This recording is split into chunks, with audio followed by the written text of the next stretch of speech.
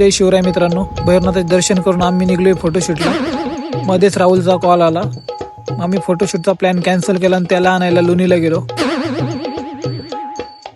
खूप पाहिल्यानंतर राहुल आम्हाला लोणीच्या स्टँड वरती दिसला, पण राहुल टी शर्ट वरतीच आला.